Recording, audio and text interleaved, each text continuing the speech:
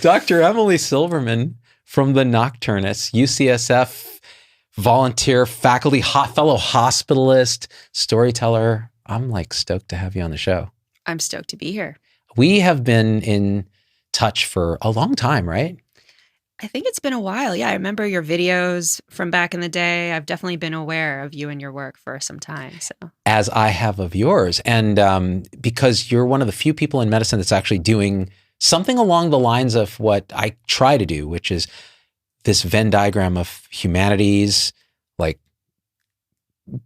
this, whatever this is, and medicine. Yeah. And you're a fellow hospitalist. You're at my, my alma mater, UCSF. And we've kind of exchanged ideas over the years. And you reached out recently because you'd done a series, and I think you sent me an email, and you're like, "Hey, I'm doing this thing on shame," and I was like, "Come on the show."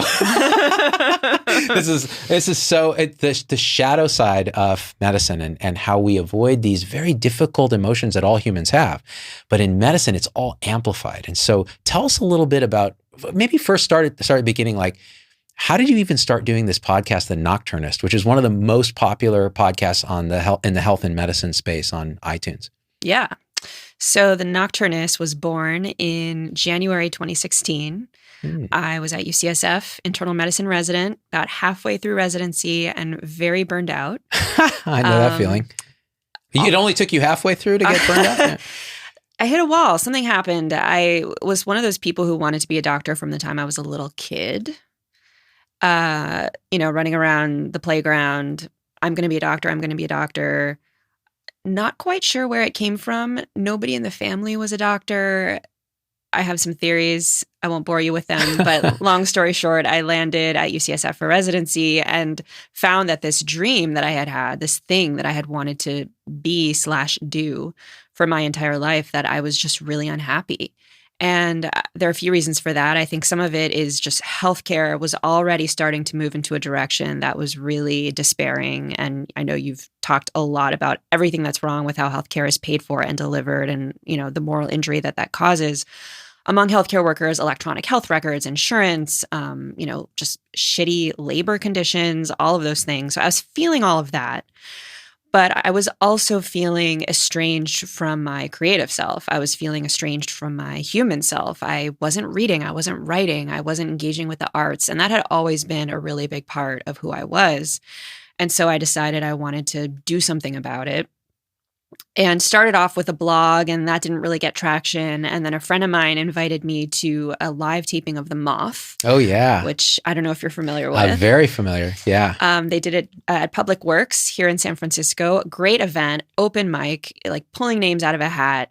All these weirdos went on stage. It was like a guy with his dog. There was funny stories, sad stories. And I just remember walking out of that venue feeling really alive and feeling like, this is what we need to be doing in medicine. So before we were a podcast, we were actually a live show. And so January 2016, got 40 people in a room, mostly peers and colleagues. And then 8 of them stood one by one in front of the room and told stories related to a theme. No coaching at the time. And it was really magical. Were you a resident at this time? Or? I was. Oh my God. So you set all this up in San Francisco after being at the Moth and having this experience, which I've had as well. Yeah. Of telling stories there and being electrified by it. Exactly. And then you did it. So then what, you did this first event, what happened? People cried. People came up to me afterward. They said, "When's the next one?" Wow. There was an appetite. And this was really new for me. I had always been someone who loved the arts, but I wasn't really much of like a founder or an entrepreneur. I was at that time more of a sheep, I would say. Somebody who, got good grades and did what they were told and went from high school to college to med school to residency and hadn't ever really originated anything new that really felt like my own. And I think this was my time. For whatever reason, it almost felt like an out-of-body experience where I was like getting in my car on my days off, driving around San Francisco, walking into theaters and being like, "Hey, I'm a doctor. I want to rent this for a doctor storytelling night." Had never done anything like that before. And we just started doing shows and filling up these spaces, and the theaters, started getting bigger and bigger. And then the podcast came from there. But really, we first started as a live theatrical experience. That is crazy. Yeah. That feeling of connection to something beyond you, right? Like, what is this even? Like, where did now? But you said something earlier. You said, but you'd always been interested in the arts and stuff growing up. Yeah. And so, how did that manifest when you were young? Drawing. Yeah. I had a sketchbook. Painting. So in school, whenever there was time to do an elective, I would pick, instead of picking like robotics or engineering, I would pick a painting class or something like that. I went to theater camp a couple of summers. My parents took me to the theater a lot growing up. We would go to New York City and see like 4 shows in 3 days. They would also take me to college basketball games at University of Miami, but I would bring a book. I was not interested in sports, but then they took me to the theater to see like musicals and plays, and I was just like locked in. Oh, man. So yeah, just really had an affinity for the arts. That's really amazing. Did you grow up on the East Coast? I grew up in Miami, Florida. Oh, what? Yeah. I'm looking, okay, first of all, you said you were into sketching and arts and stuff, and I'm like, yeah, me too. I'm a total artist. Look, I drew you just now. That's not bad. I am literally the worst artist on the planet. So Miami. Yeah. And did you when did you leave Miami?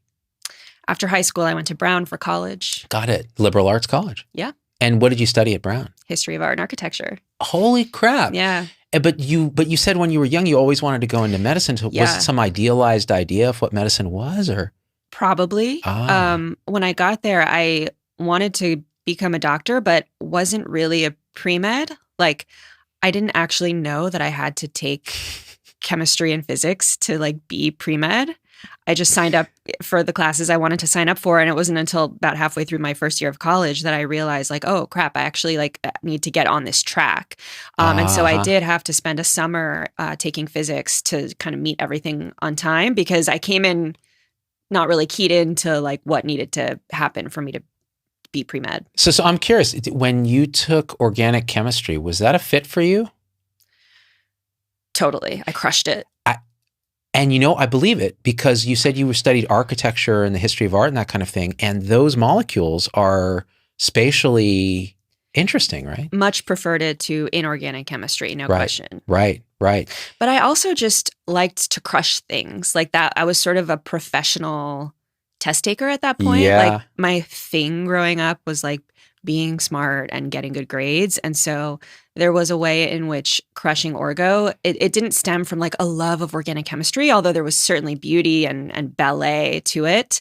But it was sort of almost from a place of like wanting to slay the dragon. And like I said, I don't play sports, but whenever I watch people play sports, like volleyball, for example, they'll like spike the ball and then get a point, and then they'll be like, ah! Like I would have that feeling after taking a standardized test where I just be like, I wouldn't actually do it, but internally it was just sort of like, blah, like this almost animalistic, like this is my sport. So that I'm getting like, I know I'm getting a little worked up too. I mean, that's like you're speaking my language. Yeah. That was it, because I didn't do much in the way of sports either. But that competitiveness or that drive, it's almost like it comes. Now in my older years, I kind of feel it as it's the urge to be, from like that word that we're even here at all is such a crazy miracle, and that urge to just I gotta go do something, and it would manifest in that way. That's crazy. So you were drawn somehow to then go back and do the physics in the summer and all of that. Mm-hmm. And then you got into UCSF. What was your medical school? Johns Hopkins. Hopkins. Jeez, what a gunner. I know. I was a little bit of a gunner. Yeah. Now, let me ask a question. Did you always always wear glasses, or were you a contacts person in those things? Contacts in high school, mm-hmm. Miami. It was like contacts and like thongs in the 7th grade and, makeup and the whole thing. The whole Miami thing. Yeah. Brown, it was like a 180. Suddenly it was like not just glasses, but big glasses. Oh, hell yeah. Before they were cool. Yeah, right. Big, thick glasses and like bangs. And yeah, it was clearly a lot of identity formation happening. I know it. Yeah. I had a mullet at one point. Did you? Yeah. Late college or late high school, early college. My Costco ID, I got this like afro with like this.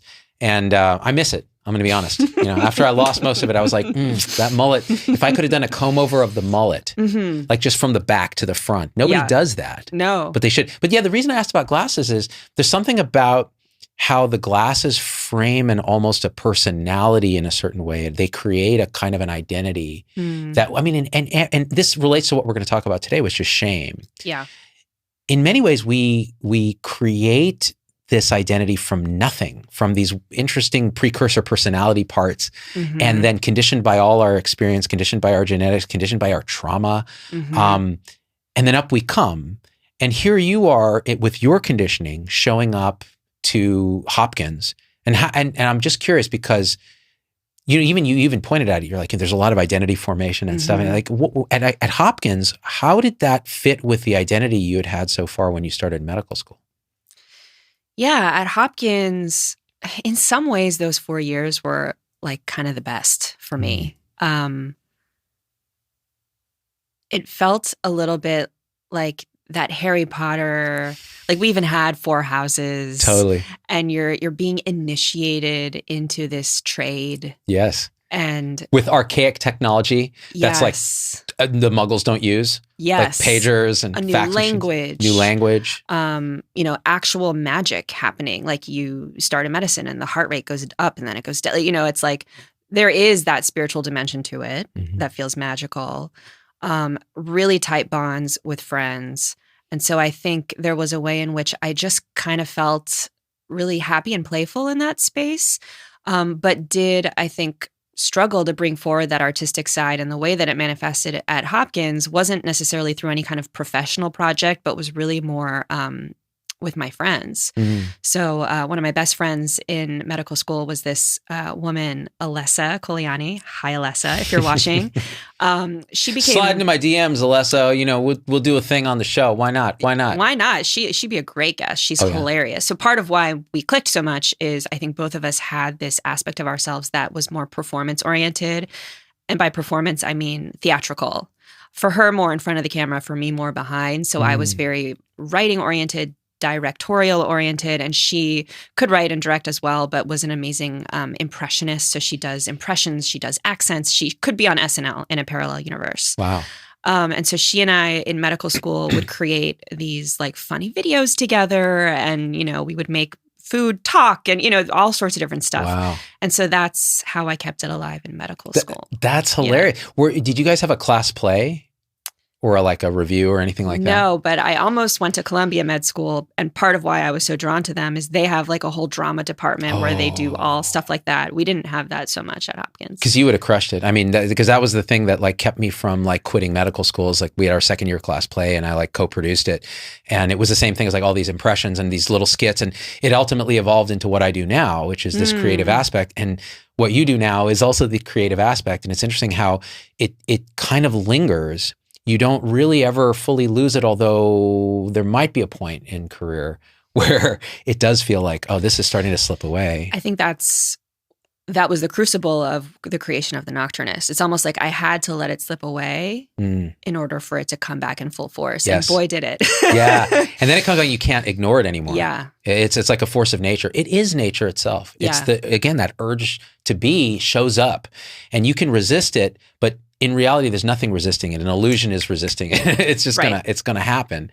So it's interesting that I'm so fascinated to hear when doctors do this kind of route where they reconnect with something that was apparently stripped away. Right. Yeah. And it's an irresistible kind of return. So it was 2016 when this happened. And then did you start calling it the Nocturnist right out of the bat? Yeah. I had a list of names. And I had a couple friends in San Francisco that weren't doctors that I met kind of miraculously. This guy, Rob, literally met him at a bar. Like, who makes friends at a bar anymore? But me. I got no friends, so that's where I make them. Yeah. But it was orientation week of residency, and there was this event at a bar, and he was there and I was there, and I don't know, there was just this connection. I was in a relationship, and so it like wasn't romantic, but we were like, we really like each other, we should be friends. So then we became friends, and then his friend Sarah came in, and I would hang out with Rob and Sarah all the time, and they were my non-medical friends that I made in San Francisco. And so one day I was over at Rob's, and he was cooking, and I had this list of names for the thing that I was going to create, this live experience. And I went down the list. He was cooking. And I was like, how about this? How about this? How about this? And then I got to the Nocturnists. And I remember he stopped stirring. And he looked up and he was like, ooh. And I was like, all right, that's it. That's it. He had really good taste. He has since moved to Paris. So because, very fancy. Very zut alors. Yes. Oui, oui, oui. Mange merde et morte. Which I believe means eat shit and die. It's the only thing I remember from high school French, 3 years of high school French. So it's funny that you mentioned like non-medical friends. They were also my lifeline. Yeah. Yeah. Like to reconnect, because we get into a kind of a warp, Harry Potter warp world. Yeah. Where it's like, we've forgotten what it's like to be a muggle. Yes. And the muggles are brilliant. They're the artists, and here we are in this like, expectorate sputonum, we're speaking speaking the language and, sending messages with owls and all that. And then our friends, like when we keep those or make those non-medical friends, they keep us connected in a way to the bigger web of everything. And for me, I had a few of those, and they were my lifeline. And then of course the medical school friends are like, they're for life. The ones that So this was happening. And then how did it evolve? Because this was a live show, and I remember hearing about it. It was a live show, and then it became a podcast. Yeah. Well, how did that transition? The live shows were selling out. I would say started at 40, and then it was like 150, 250, 350. Brava Theater in the Mission District, amazing theater, about 350 seats. We were kind of selling that out repeatedly. Wow. And then right before COVID, sold out Yerba Buena Center for the Arts, 700 seats. Holy smokes. Like right before COVID. And so there were a lot of people who actually couldn't get tickets. Yeah. And so this idea came forward of like, well, what if we record it? I didn't want to video record it because I felt like it was already a big ask to get, doctors to stand on stage and like bare their souls in front of an audience of peers, that if you stick like a video camera in their face, like that may be a barrier. But I thought, audio recording, that's not so invasive. And there's something really intimate about the audio spoken word format that just really resonated with me. So we started to audio record the shows pretty much from the beginning. And then we would, pull the live stories onto the podcast. So we would air the story, would hear the audience laughing, kind of like you're there, just like The Moth. Right. And then, weeks later, I would sit down with the storyteller in the studio, and we would just like this, and we would unpack the story. And then that became the podcast. That is brilliant. So there are a few things you said that I think are interesting from my standpoint, and I think from a lot of people who consume this kind of art. And that is the difference between the video, the audio, the intimacy difference, and then getting people to open up and be vulnerable, be who they are. It is, for doctors, we are, and we're definitely going to dive into this piece of it when we talk about shame.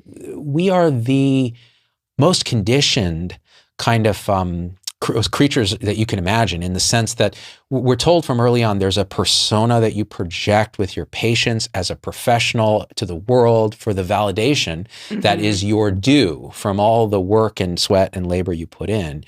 And if you try to violate that persona, you're in for nothing but hurt. And so to ask somebody to tell a story, even if it's a funny story, and it makes you feel vulnerable because it's an honest, authentic thing. If you throw a camera on them, it becomes very hard. I find it very hard. Like with you, it's not a problem because you do this.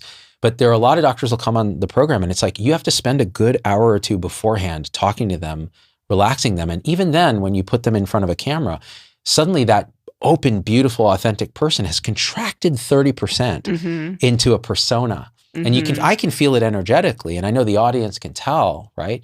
So that idea of then, okay, what happens when it's just audio? There is an intimacy, because we're all used to sitting on the phone and just having that conversation with your girlfriend or boyfriend or partner in high school or whatever, that intimate conversation where you're not worried about how you look. Right. You're just you. Right. Yeah, there's a disarming. It's forgiving. It's a forgiving medium for whatever reason. It is. It's like, people will say, "Oh, I have a face for radio." Yeah. Yeah. And I do, and yet I do video, and because I don't care. That's the difference between me and some other so-called, imposter syndrome suffering people. Like, I'll just still do it, man.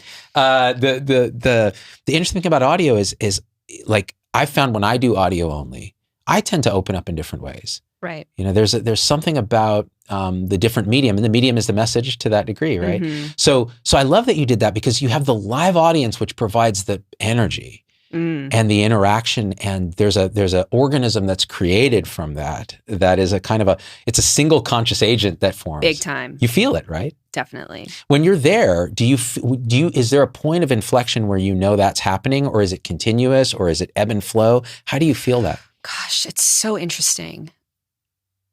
This organism that you describe, a stage and an audience and a performer, I'm not even the one performing. I'm hosting, I'm emceeing, I'm introducing people as they step out one by one. I did recently tell a story for the first time at a show on sleep and dreams, and I saw you at an episode on lucid dreams, and so that was interesting. But mostly I'm not performing. Mostly I'm MC, so I'm backstage, and all that energy is kind of flowing through me. I'm feeling it. I'm feeling the storyteller. I'm feeling the audience. I'm kind of having my finger on that pulse of okay, what's happening here?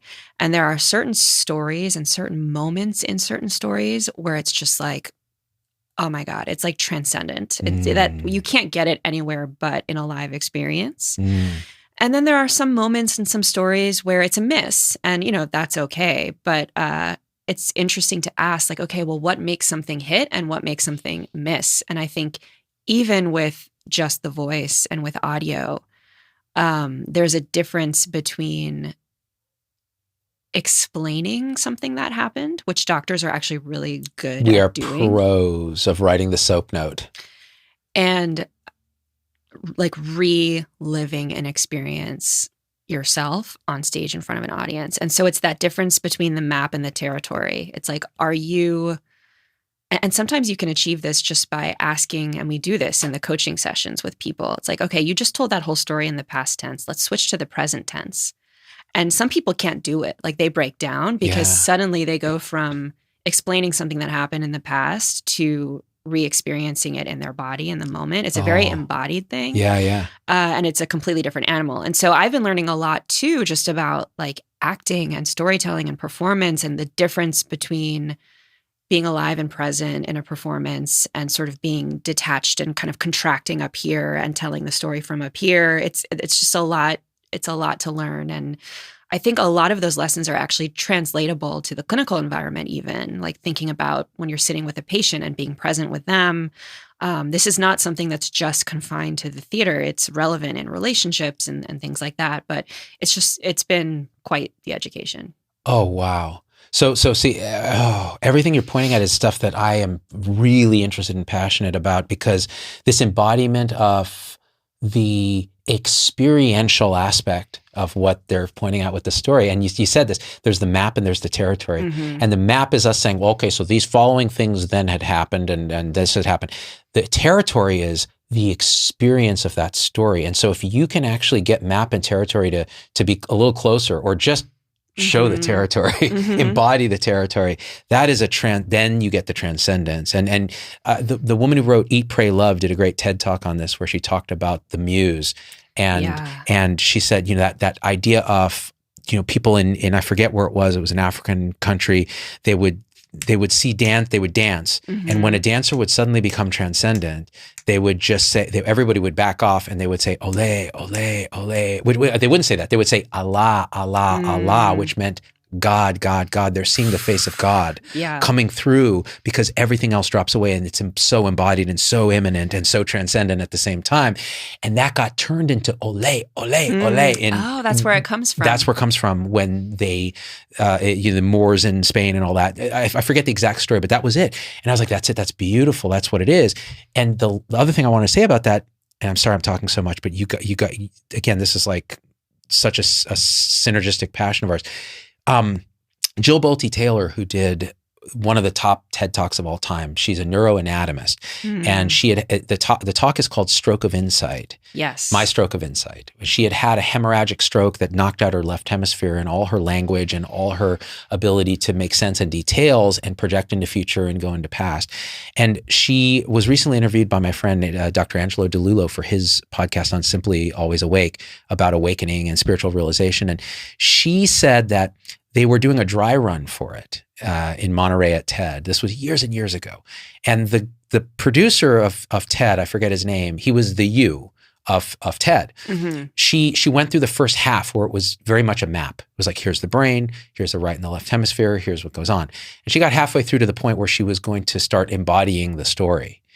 And she said, I want to stop now because I don't want to give it away. And he said, no, I need to see what you're going to give my audience and what you're going to leave them with. And I need to see that. And there were a bunch of people, techs and stuff, working the facility, clinking stuff and making noise. And so she went into it and she embodies the story. Suddenly she goes into the present, even though she's talking about the past. It's everything you pointed at. And it becomes this transcendent thing, emotion and connection and oneness and all this. And she said in the rehearsal, like all the noise stopped. And she could feel that moment when the synchrony happened. And at the end, people were crying. And the guy was like, okay, we just moved you from somewhere in the middle of the thing to closing the entire conference. And it was perfect because the actual live thing, was ridiculous. And that's what it is. And you're right, it doesn't always hit. Right. It has to be that confluence of Allah, Allah, Allah, where it all comes together. Right. But you can make the conditions set. Right. That can happen. And that's really exciting. It's the most exciting thing. And you're doing this as a resident. Back then it wasn't quite at that level. But yeah, I mean, I wanted to give voice to this experience, not just my own, but my peers and colleagues. Yeah. So this is a side hustle of yours. You're doing it because you love it. Then you go and become an attending physician in hospital medicine at San Francisco General Hospital? Yep. That was the hospital that was near and dear to my heart. I did my sub-I there. A wonderful place. The patients need us. Incredibly smart people, but incredibly stressful. A lot of energy in that building. Yeah. And so how were you balancing that career path with this thing that was growing? I got hired as a full-time hospitalist, 100% FTE. And I thought, this is great. I'm out of residency. Look at my schedule. Look at all of these days that I'm not working. Yeah. And for the audience, if you haven't done residency, like you get 4 days off a month. That's it. Yep. And so I thought, surely if I could create the Nocturnists as a resident with only 4 days off a month, I can grow this into something as an attending where I'm working 14 days a month. I mean, that's like an embarrassment of riches. But I had some of the young faculty say to me, like, you're going to change. Like your standard of what is normal in a schedule is going to change. And they were right. So several months in, I realized like, ooh, I don't think I can do full-time clinical medicine and grow the Nocturnists at the same time. It's just not possible. So I dropped from 100% down to 80%. That was just a pay cut that I took. And my boss was really encouraging and let me do that. Hung at 80 for a bit. The show continued to grow. And I was like, ooh, even 80 is starting to feel not good. I said, what's the lowest I can go and still be a full-time doctor and full-time, like have benefits and be an employee? And he said 51%. I said, okay, I'll do that. So I did 51% for a while. And so it was the sort of thing where I would go in, I would do a stretch of hospital shifts, 5 days, 7 days, would recover from that, and then have some days where I worked on the show. But then I had to gear up for another stretch. And so it felt, it was like a lot of whiplash. And then it got to a point where I realized that the gift that I wanted to give was starting to feel more like through the show, actually. And so that's why I decided to transition to doing the creative work full time. And that's where I'm at now. And people always ask, like, are you going to go back to clinical medicine? And the answer is, I don't know yet. I had a baby. It's like a very transitional time of my life. So this is what I'm doing now, and we'll see. So, oh man, it's so funny. Like listening to this brings up so many emotions in me because that pivot where you you know instinctively, you know it intuitively, like the gift that I'm here to give is not what I thought it was. It's not being a full-time hospitalist at a major academic institution. Like it was maybe at one point, but it's not now. And there's which now we're going to probably is a good pivot point into what we're going to talk about, which is this idea of shame in medicine and how physicians tend to repress these emotions that we are conditioned to avoid and deny, the shadow side. They call it the shadow, not because it's dark, but because it's not illuminated by our present awareness. We avoid it. And not because it's evil, not because it's bad, but because of that. And we're maybe conditioned to believe it's something that it's not. So one of the primary conditionings we have is you spent a lot of time training to be a doctor, and now you're going to not see patients 24 hours a day. What's wrong with you, right? And I went through a lot of that when I backed off a lot. And you get some of it from external, like my parents are like, what? And some of it, I think most of it is internal. Right. It's like, but my identity is this thing. And what does it mean? Now, if your intuition is so deep and strong that you know you're going the right way, it'll overcome that shame, or it'll integrate it, or you'll go through the delirium tremens withdrawal period where you're just like flapping around, on an Ativan drip trying to get through that clinical withdrawal. But it is, I think the message we're trying to send, at least I am, is if there are people out there that are in medicine that feel this way, it's okay. It's actually more than okay. It's maybe your hero's journey as part of it. So I'm curious if, did you get pushback from anybody in your life? Surprisingly, not really. Yeah. You have good people. Yeah. It's funny. My mom was sick around this time. She had some kind of Parkinsonian dementia. And so she kind of wasn't really aware, I think, fully of what was going on. My dad, though, was, I think, excited. And, when I would tell him about this show or that show, he would respond with the same amount of enthusiasm as he would when I would say, I just, did well on this test or whatever. Like he was just kind of proud regardless, that's awesome. Which felt really good. Thanks, Dad. That was awesome. And then my husband was also very supportive. And I think in part, not just because he believed in the work that I was doing, the artistic work, but he saw how medicine wore me down, the grind, what it does to the mind, body, and soul, the burnout, the 28-hour shifts. I had some health issues come up in residency that I'm pretty convinced were the direct consequence of me just working my body into the ground, which is what residency does to us. And so my husband was definitely on the team of like, F that. How do we move toward a place where we can, be in health and have time together, like that kind of stuff. So yes, it was an identity death, but I had a lot of support. Oh, and what you're pointing out, we're going to get to, but it's there are a couple things. One is identity death. You use that term. I love that term. That's great. I've not heard it talked about that way. It is a kind of death. It really and truly is. It is. Yeah. So if you're expecting a change in your life or some direction where you feel more connected to your authenticity, something falls away.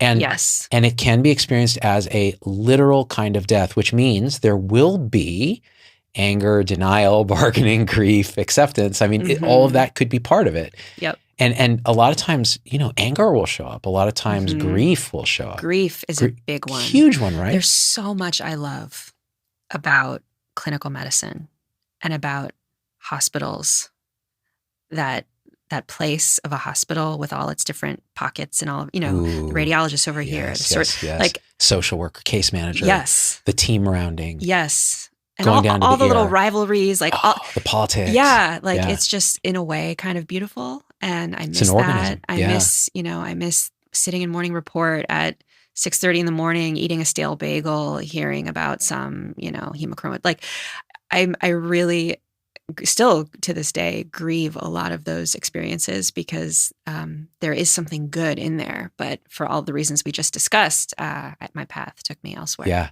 I'm with you. I still have dreams actually of being on call, not knowing something, having to quickly search it, having, with a resident team and all that. And it is such an ingrained part of who and what I am. And it allowed, actually, because you're on the same path. It's like the mission then becomes, okay, I suffered in this way. I also was actualized in so many ways by that path. How now would we make it easier for others to go through it without having to suffer in the way that we did? Like, what could change in the system? What could change in our own? I mean, the system is one thing. The system is an epiphenomenon of us. Mm-hmm. So, and this is what I love about what you do with Nocturnists, is you're looking at us. Right. You're like, you can tell stories about the system, but really it's us. How are we perceiving this environment? How are we creating it? How are we responding to it? And that's where I think you'd gotten some feedback at some point where it was like a philosophy professor or someone had listened to your show. Can you tell that story? Yeah. So, started as the live show, had the podcast spinoff, COVID hit, can't do live shows anymore, really leaning into the podcast. We did a whole thing about the pandemic. We did all these audio diaries. That was amazing. Did a whole series about Black voices in healthcare after George Floyd. Also amazing. And so we're kind of in the middle of like this podcast stuff. And I get an email out of the blue from a woman in the United Kingdom, Luna Dolezal. She's like, hey, I'm a philosopher and I study shame in medicine. Oh, wow. And I've been listening to your podcast for a little while. And there's something I've noticed, which is that the theme of shame, the emotion of shame, comes up again and again and again in these stories. Have you noticed this? And I had not noticed this. So I went back and I looked and I listened and I was like, it was just so obvious. And so she was like, well, how about this? Let's do a series that's just all about shame. Like, let's just name the elephant in the room, cut away all the bullshit, and talk about this emotion directly. And I was like, yes. Wow. Let's do it.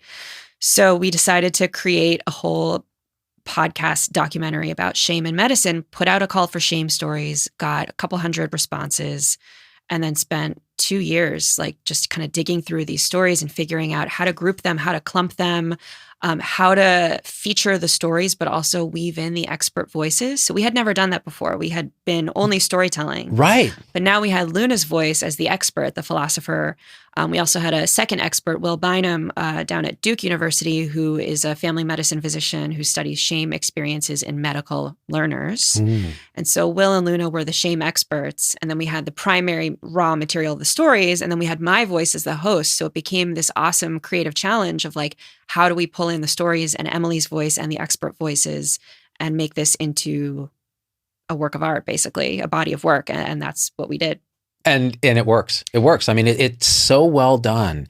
And I'll tell you the primary thing here is that you're doing something that is primarily taboo, especially in medical culture. And that is, there's a conception of shame that I often use where it's at the earliest age where that starts to emerge, where we realize mom and dad can tell you you're good or bad. There's a part of us that looks inward and sees that this identity that we've created is tenuous, it's ephemeral, and underneath it is some mystery. But we look out at the world and we see people that seem like they have identity figured out and they're doing their thing and they're confident because we're seeing the image, the projection. We're not seeing the internal state. And so we look there and there's something there that feels like, oh, there's a brokenness or something here that I can't look at, that I cannot look at. In fact, every part of my mind is telling me, never look there because if you do, you'll be ruined. Like there's something fundamentally wrong with you. And so shame is the kind of way to kind of direct away, like, okay, no, don't look there. I can get angry. I can show these emotions. I can show this, but I cannot feel this because there's something fundamentally that if they ever found out, I'd be done. And it's the root of imposter syndrome. It's the root of all these other things. And what you did is you came in with this professional who studies this and said, yeah, let's look right there. Let's take a flashlight and we're going to get doctors who are notoriously shitty at saying anything about themselves that isn't just a straight projection, denial, or complaint. And we're going to have them authentically point at the most miserable, broken part of their own experience in a way that that everyone would tell them that's going to destroy you, your career and everything. And you did it, and you did it so beautifully, compassionately, and in a wise way that I think everybody should listen to this series. And so that's what I wanted to say when you reached out. I was like, dude, why aren't we doing this? So what is it about shame that you thought was important to do this? Like, why do this? Why do this? I think the mission of the Nocturnists, the organization, definitely parallels the mission and the journey of Emily Silverman. And we were talking a little bit about this offline, like the creator, whatever they're making or doing, like there is kind of an internal process that's reflected there. And so for me, a lot of this, honestly, is me just trying to understand myself and my own journey. Yeah, I know that feeling. So that's part of it. But I think there are just so many people out there who are like me. Like I look around internal medicine, surgery, and I see myself mirrored in those people so much. Yeah.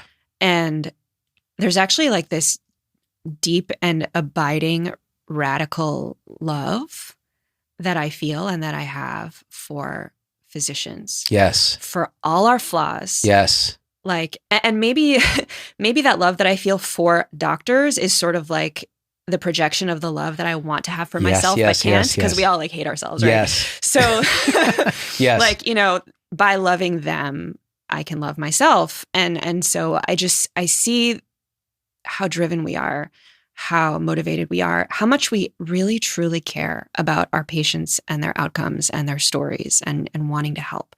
I see this grit, this determination, this ability to weather, vicissitudes of whatever, whether it's like a clinical disaster or just the shittiness of what the hospital is. Like there's just, and then of course there's the ignorance, arrogance paradox that we have. There's the ego. There's the way that we shy away from uncertainty.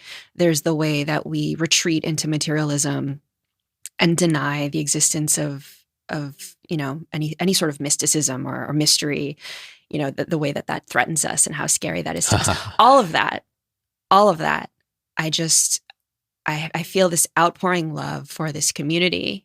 And so I think part of what I'm doing when I'm making the Nocturnists is like just wanting to serve that community and also wanting to give them a forum and an outlet to express themselves, and then maybe also have that be a mirror where they can do that and then look back at themselves and sort of be like, all right, like, who are we? Just like you said, who are we? Who are we and who do we want to be? And like, what is that delta and what direction should we be moving in as a profession? And I think that mirrors like, well, what direction do I want to be moving in as an individual?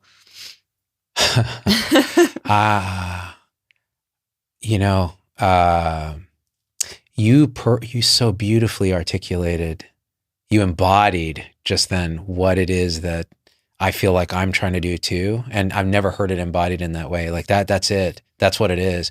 And I've now that I remember I've run in my travels across a few practicing clinicians who feel this way about their colleagues. For me, it's like, it's a love-hate thing with doctors.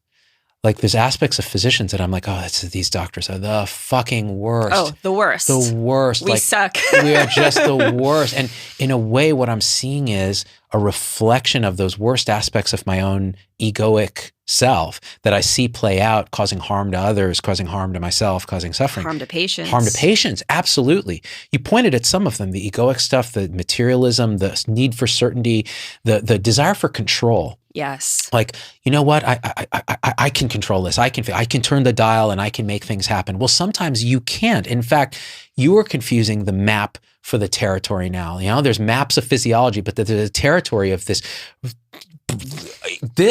mystery, this deepest mystery. And so that reductionism, that's not even the right word. It's a kind of a grasping for control that the physician ego does.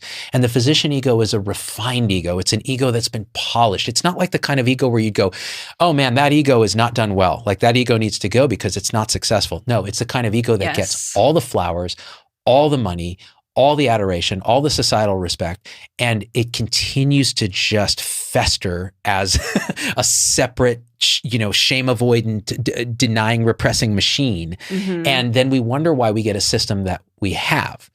It's partially us. Right. And not us in any way that we can blame ourselves. It's our conditioning. It's all this stuff. When it's not looked at, when it's left in shadow, that's where it festers. When you throw sunlight on it, it disinfects. And that's what you're doing. And that's what they say about shame. They, Brene Brown, whoever, shame researchers, they say that sunlight is an extremely hostile environment for shame. That once you trot it out into the light and look at it, that alone is an intervention. And so that was one of the goals of the series, is that, by having people express themselves, tell stories about shame, and we can get into what those stories are, like just the act of doing that and doing it communally itself is an intervention. It's not the end all be all. There's a lot of work we have to do around the culture and, whatever, but it's a start. And I think it was a problem that wasn't really well defined. And so part of what we were trying to do is like, all right, where are the contours of this culture? And so that's what I hope these 10 episodes sort of sketch out what that problem looks like.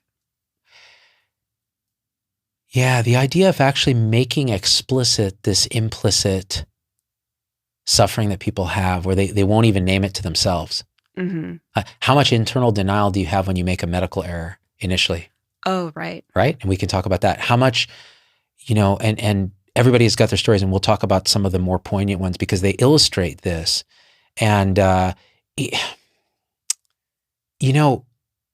so there's this feeling that like physicians have to be perfect and there's this superhuman stuff. And I know there was a recent one that you did where, it was a female physician who was talking about calling in sick after they were vomiting and orthostatic and all this other stuff. And just the kind of shame and the amount of grief they got too. And there's no, you're not strong. You're not a wall. How can you not come in? Other people are going to have to be jeopardized to cover your shift. And there's all this interconnection in a negative way when you're not superhuman. And I tell you, I don't think I ever took a sick day in all of residency and most of my attending years because of that culture. And that's not good for patients, not good for you. But yet there's this culturized shame around I'm not perfect. It's in no other profession, really. I can't imagine where this would be okay. So why would patients want that for doctors? But we seem to think they do. Right. And it's great for hospital executives. Oh, definitely. Who are trying to maximize profit, trim costs. And so if it's an expensive, redundant staffing model that has some slack in it, so that when people get sick or, God forbid, there's a pandemic and a lot of people get sick, to build that slack into the system, build a more humane system, that's going to be expensive and that's going to cut into the profit. So it's actually very beneficial for the people at the top to have this workforce that's mired in shame, who are going to show up and work through illness and so on and so forth. And so people sometimes call shame the emotion of social control because shame is such an unpleasant experience, like just from the internal physiologic standpoint. I'm sure you've had the experience where like you can relive shame moments from months ago, maybe even years ago, decades ago. And when you relive them, it's like almost as if it's as fresh as the day that it actually happened. Like that's how powerful these acute shame experiences are. Blood rushing to the face, flushing, of the skin, sort of a downward movement, a feeling of being under a spotlight. Like there's all this phenomenology of like what that acute shame experience is and feels like. So unpleasant that people will do almost anything to avoid it. And that's why it drives behavior. And that's why it can be leveraged by people in positions of power to get, the workforce to basically accept like shitty working conditions. And so another part of this series is like, all right, well, can we unlearn some of that and stand up for ourselves? Wait, what if shame no longer had the power over you that it's always had? And that power is you don't want to go there, so you'll do anything to avoid it, including working the inhuman, avoiding your own needs, avoiding taking off when you're sick, all that stuff that happens. Danielle Offrey in the New York Times wrote a great piece on this. Great piece. How do administrators control doctors? They rely on their own sense of, first of all, compassion to do everything and their own drive. It's shame. She didn't say it in so many words. Right. But that's what it is. Because they're like, oh, we know the doctors will just step up because, they'd be ashamed if they didn't. Or sometimes it's couched as professionalism. Yes. Yeah.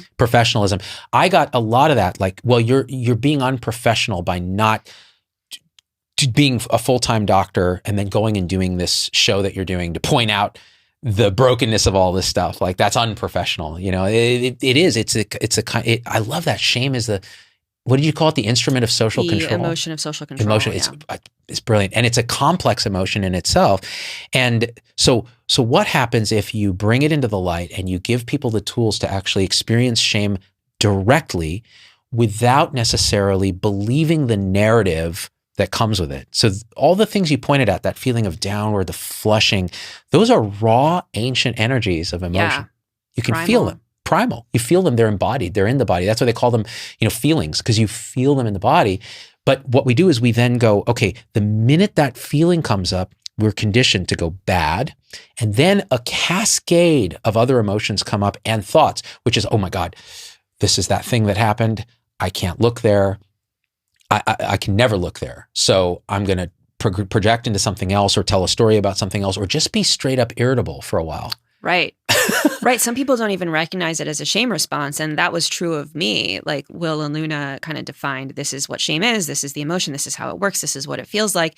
And suddenly I was seeing it everywhere. Like I went to get my hair cut and I sat in the chair and the woman was like, oh, what kind of haircut do you want? And I was kind of like, well, I don't know, I trust you, whatever. And she was like, no, I need to know because, and she was like, I'm only asking. And she like got really defensive. And I don't know, I sensed that there was something under there. Like maybe she had a bad experience with a client and was trying to protect herself, but I could sense the shame underneath it. And so I started seeing it everywhere. Yeah. And I think when it can become a problem is when you're a resident or a doctor or whatever, and you have the experience in your body, but you don't know what to call it. Like it's confusing. You're like, am I angry? Am I irritable? Am I sad? Am I, is this imposter syndrome? We have all sorts of perfectionism. But I think the label of shame can actually be really helpful because then we can work with that. And I'm not saying we need to eradicate shame. I don't think we can, and I don't think we should. It evolved for a reason. It's actually a very pro-social emotion that protects the group and the tribe and the collective, and it's there for a reason. So not saying we need to do away with it, but I do think that there are ways to metabolize it more constructively and to use it as a springboard for growth as opposed to what it is now, which I think is a silent, secret, and extremely corrosive force that is just sort of eating away at people on the inside and causing a lot of issues. You said it earlier, I think, which is you have this kind of boundless, unconditional love for physicians, say. Now, there's a couple ways that can happen. Sometimes it's natural. Sometimes it's, like you said, it's experiential. You just kind of, these are my people and I see in them me and so on. But one advantage of recognizing your own emotional states and shame and doing that inner shadow work, diving in and feeling it, telling the story, or even just feeling it yourself, is once you realize what that is, you realize everyone has it. Mm-hmm. And then you see it, like you said, you saw it in your hairdresser. Imagine that she was given the license to do whatever by another client. And she did something that was near and dear to her heart, how she saw that person, but that person disagreed. Right. Now the hairdresser feels like they're broken in some way. Totally. Like they've been seen through, like I'm a fraud. Like what I saw in you was not right to you. And there's so much dynamic there. Like, well, maybe it was right. Or what does right even mean? So now she's manifesting it as no. And like you pick up on that energy, but you're no longer calling it the energy if that person's being annoying or they're just a nasty person. You're going, this person is, does something happen? They're like, okay, so I can open. Yes. Yeah. And soften and allow, and you see it. And then that love becomes expansive. Mm-hmm. And so, even when you were talking about doctors, I could feel the same thing. It's like, yeah, they suffer so much. Like they suffer so much. Yeah. And the other thing I wanted to say about that, I'm sorry, it just came up and I know I'll forget to say it, is if you're talking about spirituality with doctors, meaning our true nature, like looking in, doing the shadow work, seeing that, wow, we're actually this kind of thing that's a deep mystery, and there's the fundamental unknowing at the heart of this, and all this suffering is actually kind of optional in that way, in that you could see it as this appearance. When you point directly to doctors, a couple things happen. They're on the ride with you for a while. For a while, right? They're on the mindfulness over-the-counter ride. They're like, yeah, I could meditate. I could totally like get some stress off, be a little more productive. It's been hard. I'm a little burned out. I could do that. But then when you point right at the source, like go, yeah, but this is really what we are. And here's how you look at it. And here's what happens when you look at these emotions. And have you ever felt this or this and this? Something can snap where that refined ego works, and it'll roll with it until it doesn't. and then they will shut down, and they will try to shut you down too. They'll be like, this is what you're saying is nonsense. It's woo. You're off your rocker. It actually could destabilize people, and totally conversation's done. Yes. Have you had that experience with doctors in your series or in any kind of storytelling? It's interesting that you asked that, because we've developed a story coaching process. So in the beginning, the very first show, there was no coaching. It was people got up there, said whatever they wanted to say, but we wanted to, provide people with coaching support. Here's the anatomy of a story. You have to have a status quo and an inciting incident and conflict and stakes and obstacles and a climax. And, not all stories have to follow that map, but it's tried and true. It works a lot of the time. And so we have these amazing story coaches. Right now, it's Molly and Kristen, and they're just fantastic. And so they work with people. And so people will submit a story about X, and we'll be like, ooh, that feels really compelling. Yes, accepted. You're going to come tell this on stage. This is Molly. She's your story coach. And then, Molly will sit down with them in a session and be like, oh, this is a story about blah, blah, blah. And then they get working on it. And then it gets to a place where like, that doesn't quite sound true. Because people, they want to tie the story up with a bow. They want to have that polite ending. Yeah. And it's a validation seeking almost. It's like, okay, now here's my authentic story, but like, I want it to be validated. So I'm going to end it in this certain way. And you can tell, we can all tell, like we've all watched that movie where it ends and you're kind of like I know that, but you can, it's like that idea of the good, the true, and the beautiful. Yes. But within the beautiful, there's like a different type of true where it's not like a scientific method, RCT true, but you just hear it and you're like, that is true. And then you hear the other and you're like, it doesn't feel true. And so it's like that internal barometer of like, what is true? So Molly will be working with them and be like, we're kind of going in a direction where this is starting to feel not true. Like, let's pause. Like, what was actually going on for you in that moment? Or what is this story really about? And then sometimes it does evolve into a place where it's like, ooh, is this story coaching or is this therapy? And so we have to walk that line and figure out like, what is our role here? We're not therapists. We want to coach people toward authenticity. Some people are ready to go pretty far. Some people aren't ready. And so sometimes the story ends like in a place where it's like that's kind of as far as they're able and willing to go for this particular iteration of the story.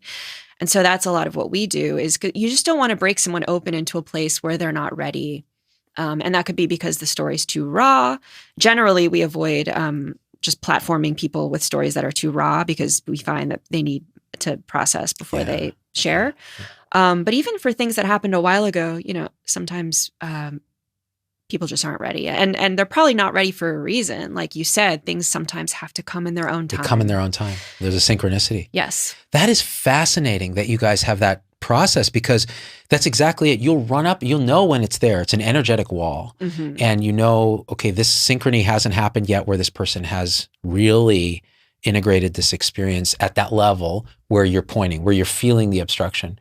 And the more sensitive you are to it over years, you can actually really pick up where people are fixated or where there's something that, that really, because it's hard even for very wise, sort of realized people to know when they're just kind of automatically doing some validation seeking to kind of assuage a bit of shame that they're not feeling, they're not really knowing properly. And it's manifesting as, I'm going to kind of alter this because I know that it's going to play a certain way to this social group, which, by the way, I evolved to please because if I don't have hunting rights, I don't have breeding rights, I'm going to die. It's actually a life or death. It is. It's like a social death. Social death. Yeah. And that social death manifests as stage fright, like going up. Like you could literally die in the old days if you go up in front of the tribe and you're like, guys, I think we should go over here. Right. And if you don't convince them, it's game over. And so that physiology, that's why you get that physiologic response. And so I imagine, some of that coaching might even be like almost like you said, blurs the line between therapy. Like how much of it is feeling into the body and going, what's your body saying when you approach this? Like, is there a contraction? Is there and part of understanding shame is feeling the raw emotion and where it's sitting and diving in and going, oh, that's the primal energy. And here's the story that comes out of it. And knowing that and actually having that then allows you to be very sensitive to other people's fixation. Absolutely. And the more work like that you can do in the coaching sessions, like sometimes we'll have moments where something will illuminate and become clear, and it's almost like lancing like a spiritual abscess. Like it's this thing that's been walled off for so long, and then you hit right in the right spot, and it's just like, I love it. And it all comes out, and then like, maybe you get a fever for a few days, but then you feel fantastic. And then they go on stage, and when that's a little bit more integrated, the performance comes through with a new clarity that is really powerful. And so that's the other thing, is sometimes when people get up there and they haven't done that coaching work, and we have noticed the more people engage with the coaching process, the better the performance tends to be. The more evasive they are with the coaches, the less successful the performances tend to be. Not always, but often. It might be a correlation issue where they're so defended already. Right. You're seeing like the fact is, if they're going in and they're resistant to coaching, there's already a wall of egoic defense around this story. The abscess wall is still quite inflamed. Right. I love that analogy you made of spiritual abscess. That's so good, because it's like that. It's like there's this pus that needs to be seen as pus. It needs to drain. These white cells that did their job, like this raw emotion, Yes. it did its job, it's normal, it's human. But now you've walled around it. So now it becomes a problem. It wasn't a problem before. Right. And it was humanity. And now you've done this thing. So I love that, because there is that, there was a study my friend Angela pointed me to. I couldn't cite the paper yet offhand, but looking at therapy and what kind of therapy actually worked. And all different modalities they studied, and they looked at videotapes, and what they found was the therapies that were effective, it didn't matter what type of therapy it was, who did it, whatever. It was the ones where the patient, when presented with a question, would pause and would almost look down a little. And you could tell they were either feeling into it or doing something and then answering. They did better than the ones who'd be like, well, it's, the following 12 things. And they're up here already in egoic world, kind of telling stories about it. So you gave people then the opportunity, physicians, to tell these stories around shame. How did you find the... And they did. They did. They told them. And I think the reason that they did is we had been doing this work for so long. Like I said, we've been around since 2016. We've been helping clinicians tell the stories for the stage. And we've been talking a lot about doctors. And I just want to say, even though I am a doctor, we are expanding, including, we have voices of PAs and other everybody, nurses, everybody. Oh man, the stories you would get. Oh my gosh. Nurses have their whole, I would love to learn more about the shame culture within nursing, because it's a whole different beast. Hang out with my audience for 5 minutes. You'll hear the stories. Yeah. But we had been doing the work for long enough. I think that we had really built the trust, and also being a physician myself and not like a journalist, for example, I think there's an automatic level of trust, because I've been through, it's a shared trauma. Shared trauma. Right. It's a shared trauma. And so I get it. And so that, there's that. And so, we'd been around. People knew the Nocturnists. They knew we were storytelling. They knew we tackled difficult themes, and we put out this call for shame stories. And, God bless them. People sent in their shame stories. And, just if you're listening and you're one of those people, what an amazing act of service and courage. And, some people elected to be anonymous. We did provide that option. Some people actually wanted to put their name on the story. That was actually really healing for them. And, ranging from medical errors to things around identity, to things around early childhood experience, to shame and litigation, the shame associated with being sued, shame and mental illness. Like we were able to create thematic containers, but we could have organized it in any number of ways. There was just so much there. I like the containers that you had. The mental illness one was fascinating. Young doctor with bipolar and talking about that, and just so authentic. Using words like crazy. Like, I was really crazy. I was crazy. And, these kind of words that aren't PC to use, but that's how they see, that's the words they use to describe themselves. Like that was just a clear... It's a look into what they see, which is so important, and they're putting it out there. Saying, this is what it is. Yeah. This that shall not be spoken of, is we're speaking it clearly. And there's something that I've called, and I don't know where I got this, communalization of pain. So it's taking something where you thought, talk about shame. If you think you're the only person suffering in this way because everyone else looks like they have it together, or they're projecting this thing, that is a really hard place to be because it amplifies the shame. Like, I'm broken, I'm broken, I'm broken. Well, what happens when other people who come out and they say, hey man, I thought I was broken. This is what happened to me. I felt terrible. And suddenly you've communalized this thing. Well, in many ways, that's what I had done with my show. It's like, hey, moral injury, anybody? Yeah, me too. This is what it's like. And people like, by thousands of people saying, here's my story, here's my story, here's my story, or end of life. Have you ever tortured a patient at the end of life because they didn't have the conversation? Are you a family member who saw your loved one? Thousands of stories come out. Yes, of course. God, I thought I was the only one. It's so terrible. And that's, I think with shame, listening to those stories, I was like, oh, I've experienced something like that. Or I know someone who went through that. And then you see them in a totally different, you see others in a different light. It's infinite compassion can come from that. I agree.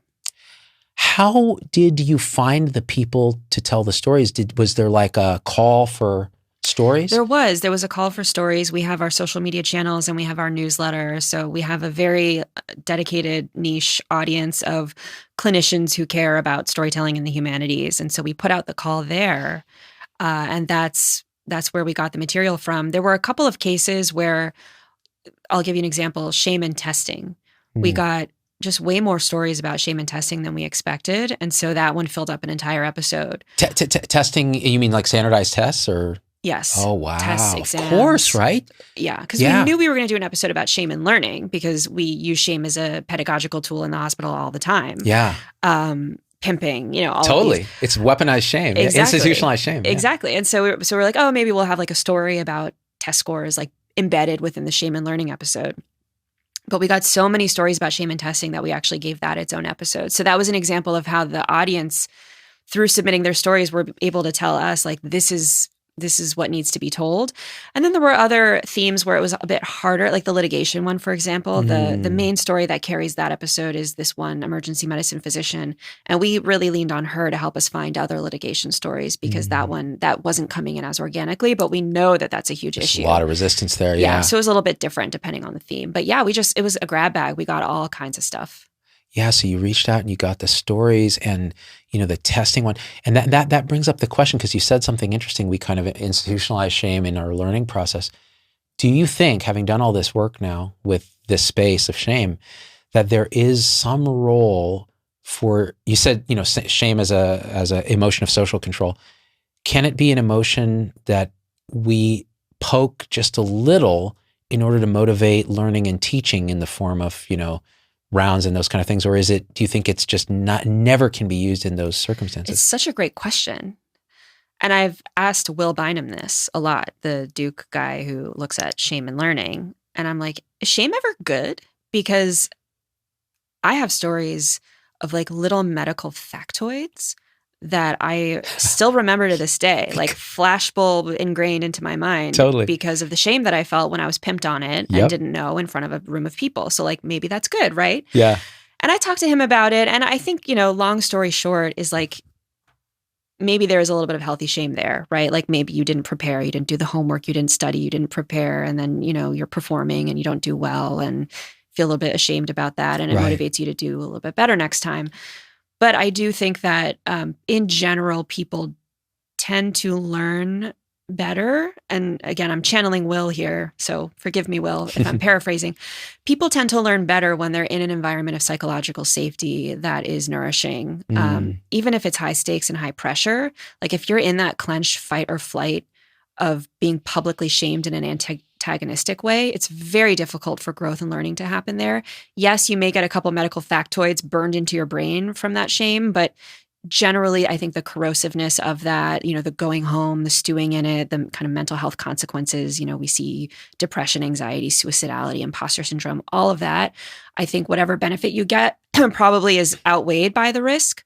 Whereas if you're able to create this healthy, psychologically safe learning environment that's grounded in, you're on a learning curve and I'm going to move you along that learning curve, there may be some inevitability of shame in that setting, but I think there's a way to do it well, if that makes sense. Now that makes very good sense. Because I've thought about this a lot too. There are times when I feel like I see the kind of push back against the way we used to do things a little bit. And I go, well, some of those aspects actually made me learn some things that I might not have. But then the rest of it so, I mean, it's still like, it's almost a trauma that you don't, it's not so palpable. It's very kind of conditioned.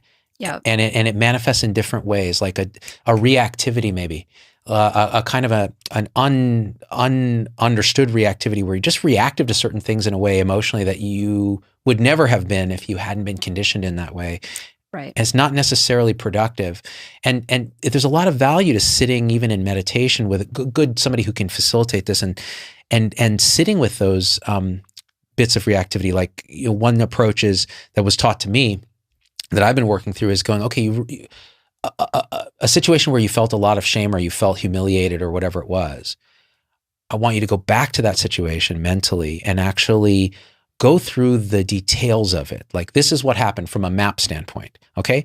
And then go back and go, but what was it that you wanted to happen? Like, what would have been the ideal for you? And then realizing, okay, that ideal didn't happen. What happened was this. What was the emotion that was felt? And then just feel that emotion and going, that's just what's there. There's no story. There's no worthlessness. There's none of that. It's just this emotion and sitting with it and feeling it. The more you do that, the less reactivity you might have in situations now that kind of echo or point back at that. Whereas before you're unconscious to it, the reactivity just happens. You don't even know what it is. Absolutely. Like, there's so much abuse and mistreatment that happens in medical education. And then there's maybe a step down from abuse and mistreatment is maybe just sort of a general antagonism or shaming. And then below that, maybe there's like some gunner stuff. Yeah. UCSF, baby. And so you can hit it at all those levels.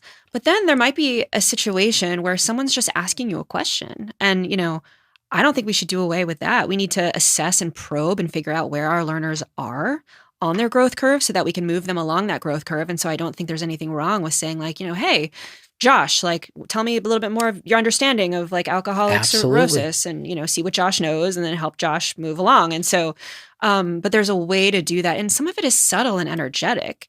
It's like, there's a way to do that where it feels psychologically safe. Like, maybe it's saying up front, like, hey, if I ask you a question, not trying to put you on the spot, just trying to see where you're at. We all don't know. We're all learning. Like, there are things you know that I don't remember. I'm an attending. You probably know more about glycogen storage diseases than I do. So we're all teaching and learning. And so there's a way to create that environment. But if you're showing up with some of this shame proneness, which is a term that Will and Luna taught me, let's say you come from, and again, Will says this, that he looks at residents and he's like, ooh, this wound originated in med school. And then he looks at med students and he's like, ooh, actually it started pre-med. And it's like, it just keeps tracing back. So if you show up, maybe you came from a household or a childhood or whatever, an upbringing, a culture, where that shame, you know, you had enough acute shame experiences over time that you've adopted sort of a defensive posture or stance, which we call chronic shame or shame proneness. And then suddenly you're in medical school and someone asks you a question and it's actually kind of benign, but that might trigger the shame within you. And because of whatever background, you know, you're coming with, that's an opportunity, I think, where the learner can actually reconnect, just like you said, with their own agency, with their own narratives. And so I just want to be clear that there's actually some work, I think, that we as learners can do in dealing with the shame proneness. Obviously not trying to victim blame or anything. But I think that's a piece of it. And Will speaks to this really beautifully on the podcast. Man, that is so key what you said. And the thing is, and you said it at the end, some people will say, well, now you're blaming the victim. Or they'll say, there's no instance where, and this is a microaggression when you ask someone a question. You know, I mean, it's gotten to a point where there's a fragility mindset around some of this. And that comes from its own kind of emotional repression and interesting. But imagine we gave learners the tools in early education. Yes. The emotional tools, and to some degree they're doing that. Like, my kids went through some emotional expression stuff in their public school and I was shocked. I was like, wow. At first I thought, oh, this is more like, you know, San Francisco Bay Area, New Age version of what ought to happen. And then they went through it and I was like, oh, that's really good. They're teaching you to recognize what the emotions are, express what they are, feel them as the raw energy. Like, this is great. So if people had that tool, because what I find now happens, and this is from years of being on this journey now of like, wait, what am I? what is this? And this idea that now something will happen where I'll feel a flash of emotion, like I'll have an interaction. I'll say I'm talking to you and you say something that hits some trigger and I'll feel it. I go, okay, and then I'll almost respond in the way that's the unconscious triggering, and then I'll catch myself and go, ooh, interesting, what's that? Right. Ooh, what am I feeling? Oh, you know what? If I can't sit with it now, I'll sit with it later, but that's a thing. And that's a huge, I mean, you become response able, right? You're able to actually do something wise instead of just knee jerk doing it. And it doesn't, Yes. And that presence, that ability to even recognize like, ooh, I felt that. I'm going to sit with that now or sit with it later. Like that's actually conditioned out of us in medical school. Oh, dude. Because we're ignoring our hunger signals. Yep. We're ignoring our bathroom signals. Yep. We're ignoring our sleep signals. And so we're actually taught to disconnect from all of those internal sensations. And so it's not surprising that we would disconnect from whatever it is that we're showing up with emotionally as well. And this is where I want to say, because you mentioned other ancillary health professionals, nurses in particular, and people who work in the hospital that aren't physicians, this is really a problem. Like nurses do not get to take breaks. They do not get to pee. They do not get to eat healthy food. They have to cram all at once. And they're expected to see so many patients in an understaffed way during COVID, before COVID, after COVID. And it manifests with physical illness. It manifests with disability. It manifests with mental illness. It manifests all kinds of stuff. Weight gain, obesity. These are all kind of, to some degree, some epiphenomenon of this culture of repression. Yes. And anyone who works in primary care sees it. Like you'll see a patient. And you know what's weird is you said something earlier. You said there's an energetic way to feel out like how things are going. We don't use that term enough because we don't know what it means in medicine, but we know, every human knows what that word means when you really point at it. And I'll tell you what my take on it is, and you can maybe tell me what you think. When we talk about energetics, we're talking about the nonverbal exchange between beings and with the environment. There's an energetics in the environment. You can go to Mount Tam and you can feel an energy there that is, and people be like, oh, that's some hippie woo nonsense. Just go and feel it. Right. Open yourself to it. And you don't have to describe it. You just feel what it is. When I sit with you, I feel an energetics. It's a nonverbal knowing of something about each other that's communicated. And that energetics can tell you so much about another if you open to it. But in medicine, often we close to it, partially as self-preservation. We don't want to feel the energetics of someone who's suffering so much. Or we've been burned by the energetics of a drug seeker. Or we've been, whatever it is, we've been taught like, man, you don't have time to feel this. You're just trying to get through the day, or you're overworked or whatever. And nurses go through this too, and so on, and respiratory therapists and nutritionists, everybody. So we close somewhat to that energetics. But so what happens if you go on a meditation retreat? Suddenly it's only energetics because there's no verbal. Right. And it is, your jaw drops and you're like, all this communication, all this beauty, all this wisdom has been here and we are ignoring it. And medicine people are the worst at ignoring it. Totally. And there can be science behind it. Like I recently saw on Twitter an NIH-funded randomized controlled trial about gun violence in poor neighborhoods, where they like literally randomized neighborhoods. And I think they fixed up some of the neighborhoods, fixed broken windows and things like that. And then the others, they didn't.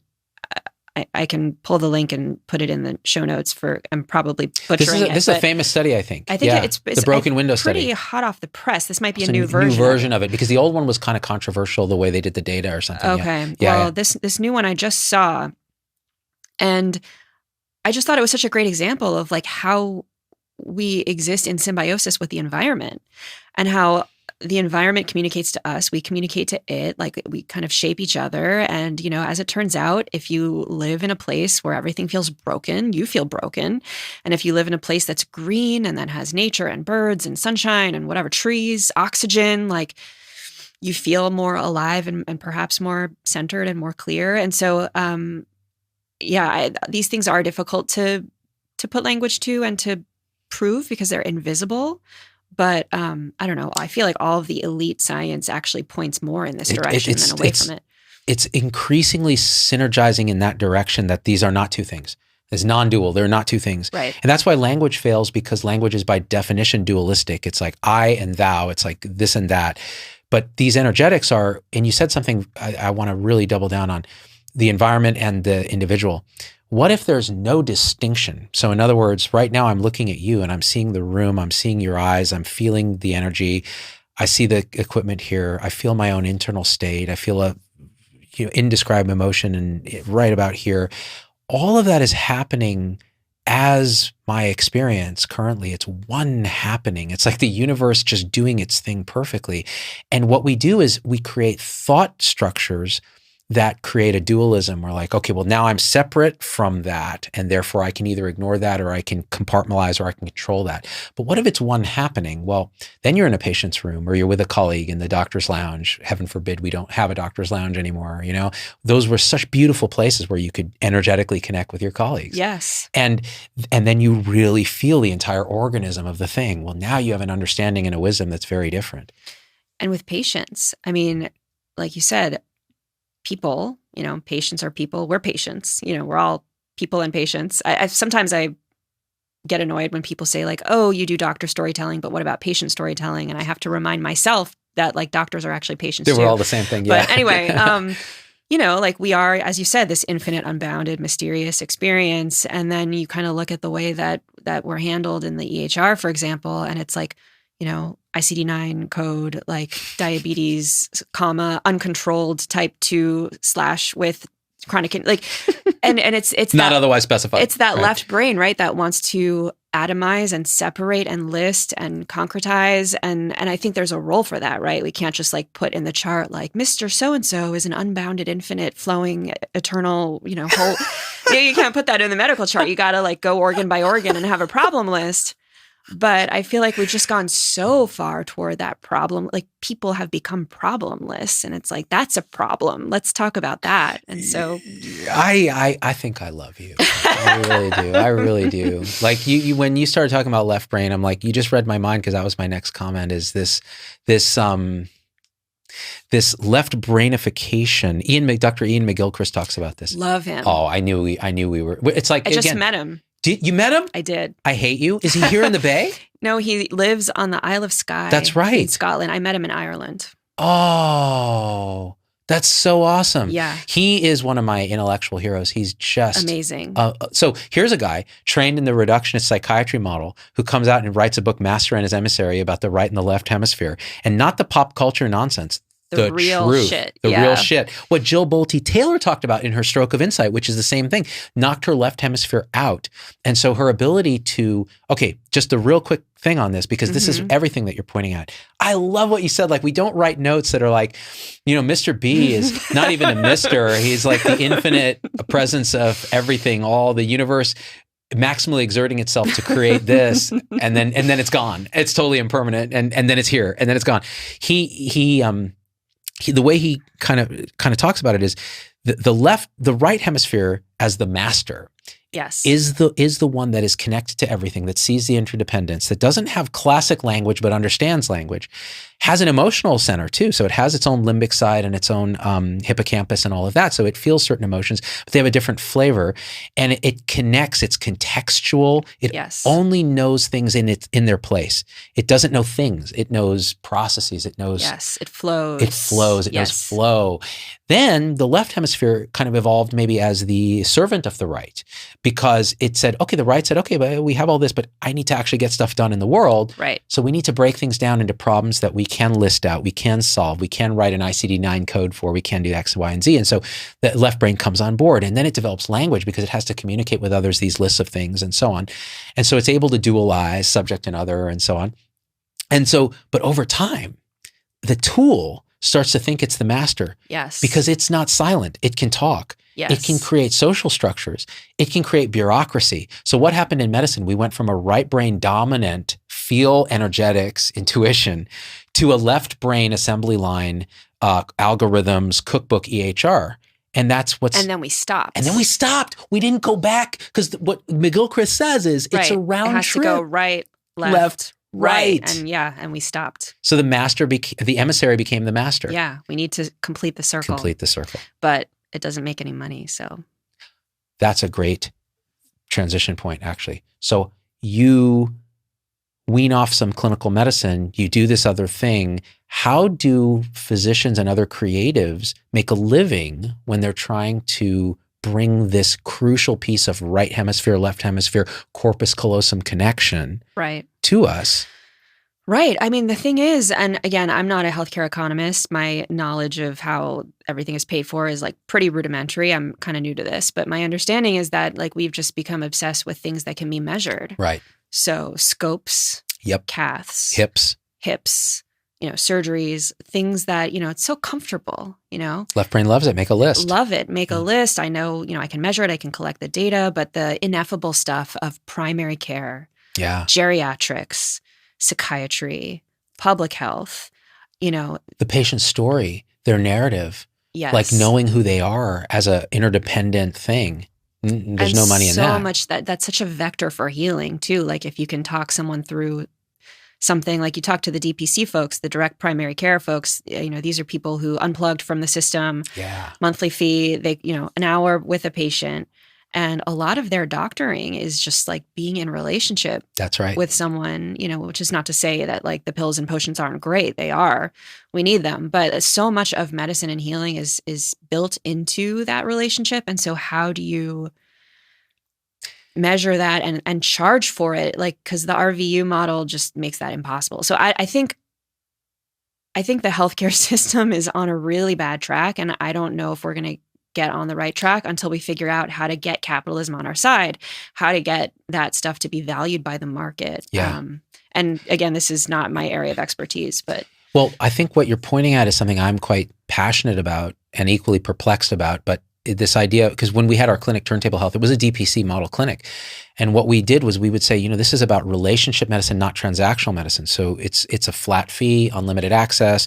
And the goal is use any modality. And it's spending a lot of time. And it may not be a doctor doing it. It may be a health coach. It may be a nurse. It may be a licensed clinical social worker doing meditation with them and seeing the holistic kind of inner web of it and then taking left brain stuff, which usually was the doctor's thing. Doctor was very good at coming in and doing the left brain stuff and here are the potions and the pills and the tests. Which begs the question, like, what is a doctor? Because if that's all a doctor is. That's ChatGPT right there. It can do that. Right. Or it's going to be able to do that. So that's why it's existential for the profession of medicine. Yes. Right? Because otherwise we're replaced. It can't. So can a ChatGPT pick up energetics of a human interaction? If it can, boy, I'd love to see it. Yeah. It's gonna fake it based on all the other interactions that have ever been had, but it's not going to do it accurately. No, it'll have inputs of a collective consciousness, but it won't have a singular, alive, and flowing consciousness of itself. That's right. And that's the barrier. That's what we do. For now. Yeah, and who knows? Yeah. And one thing, well, I won't get into all that because it's nerdy nonsense, but I really wonder about the difference between I'm not even going to get into it because it gets into the existence of a self and the fact that there isn't one and that everything's just happening and I don't want to do it. Because then what'll happen is, I'll tell you what'll happen. We're talking about doctors. They'll be like, okay, you've lost me and I'm shutting down now. Right. Because you've triggered that one piece where you never look, which is the fact that when you really look for who you are, you don't find anything. It's emptiness all the way down. It's just appearance and thought. And so what does that mean? That's an ineffable, unanswerable question in language, but you can embody it. And when you do, you're the infinite and the particular at the same time. And that's when all this talk of energetics and holism and reductionism all starts to cohese into it's just this. Mm-hmm. But that being said, we were talking about the creative aspects, right? So I think that you said something earlier too, again, that I'll come back to, which is there's a death that happens. Right. For a caterpillar to become a butterfly, the caterpillar looks to all intents and purposes like a real piece of shit. Like it eats its environment. It's a self-terminating process, right? Like it's just going to destroy the tree it lives in. It's crapping where it eats. It's not very attractive. It doesn't have much mobility. It's got to stick to this tree and so on. And it doesn't, from a consciousness standpoint, it doesn't really know what the hell's going on. It's just eating and eating and eating. And it's getting increasingly sluggish and depressed. And then at some point it just stops and it pauses and the cocoon spins. And in a way, it dies. And what comes out was dependent on all the causes and conditions that caterpillar put in. So all the suffering, all the reductionism, all this hero's journey of medicine going that's good. So my 15 years of medical education wasn't a complete waste. That's what I'm trying to say. I'm trying to say it because I'm feeling it. You and me are both like, did we waste it? No, yeah. It is. It was all necessary. It was all necessary, but not sufficient. And so the caterpillar dies.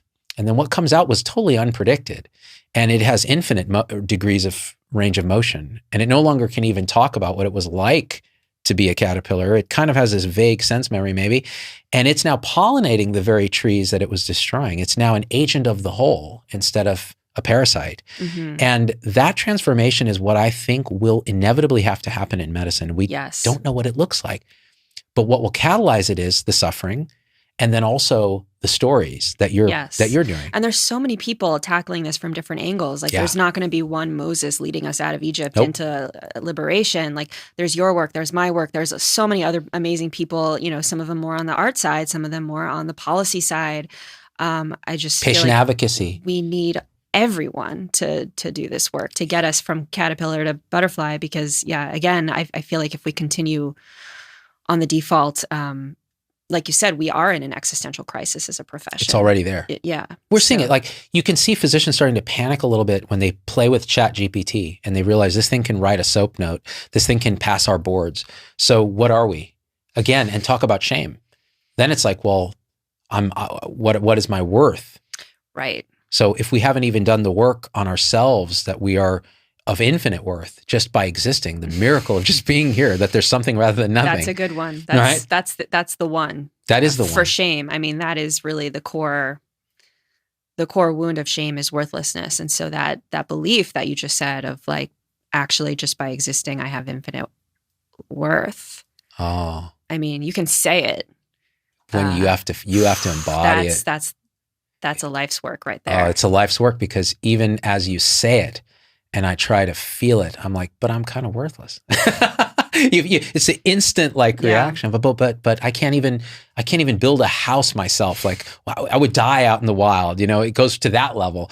Or it's so interesting, because when you really do look at that core worthlessness, where does it start? You know, I almost feel like it's right back in that early childhood where parents are teaching you what you can and can't do, what's good, and you're a good boy or a bad boy, a good girl or a bad girl. Yes. It's an early conditioning, and you're right. It has a social value. That's why some people will say, "Oh, I want to bring shame back into social situations because it'll avoid some of the crazy shit we see people behaving on social media and so on." And if they that's why you can do that stuff on social media. You can be shameless. Yeah. Because you're an egg on Twitter, or you're faceless. Yeah. Oh yeah. The stuff people will say if their name isn't attached, they would be so ashamed if they were in person with that person saying it to their face, and you saw their reaction and felt the energetics of the interaction. It would be so different. You know what's funny? I'll say this. So I've done things on Twitter historically. That's why I deleted Twitter at some point, because I'm like, it's like a drug for me that's poisonous, because it preys on all my unworked on emotion. So it causes reactivity, and then I go out and do it because I can. Because I have a big platform, I have some power there. So I can abuse that power to make myself feel like I have some worth. So I'll go do this thing, right? Well, what I found is I would do a thing where I'd attack somebody that attacked me or something, and I'd say some things. And then at night I'd wake up and I'd feel this elephant sitting on my chest. And I'm like, what the hell is this? And then I would feel it, and I'm like, I hurt somebody. Like, what am I doing? Like, this is someone like me. Like, and that's happened to me. And then you're just like, writhing around with all this shame. And you're like, you know what? In a way, I had to feel that. Like, right. Absolutely had to feel it. I could subvert it and then turn it into anger or blame and go, well, if that guy hadn't done this or that or the other thing. It's like, but that's not it. Right. You can even subvert it into grief. You can just suddenly feel an inexplicable sadness, but you still haven't felt the primary wound, right? That worthlessness that you're defending against. Man, I just love what you're doing. Okay, another question then. Yeah. We all know people that seem shameless. Like, you're kind of like, man, that person just does not give a fuck about anything. Like, they are shameless. They'll do whatever. And you wonder, okay, is there a component of psychopathy? Like, is there actually a physical issue here, mental issue? Like, is this happening? Or are they conditioned in such a way that their shame is so repressed that it manifests as, I don't give an F? So I'm curious what your learning has been on this, or your experience has been on this. Yeah, there's a couple of things coming to mind. I mean, one, and I think we included this in our shame and learning episode. I'm like 90% sure we included it, is a story about a attending physician who had a resident. Often we'll have the residents and the interns who are sort of quivering puddles of insecurity, and that's what we have to work with. Yeah. But then you get the opposite sometimes, where you have the overconfident. Yes. And so the Dunning-Kruger, like, don't know what you don't know. Yes. Yeah. And so we had somebody tell a story about working with somebody like that, and they tried the compassionate route, they tried the presence, the nourishing, all of that didn't work. Person continued to be overconfident and inappropriate. And so they said, I really had to resort to shame, and I did. I shamed them in XYZ way, and I think it worked. And so what do we do with that? Oh, fascinating. I don't know what we do with that. But I do think this idea of the person who is shameless is really interesting. The other thing I'll say is when we put out the call, I would say about 75 to 80% of the stories we received were from women.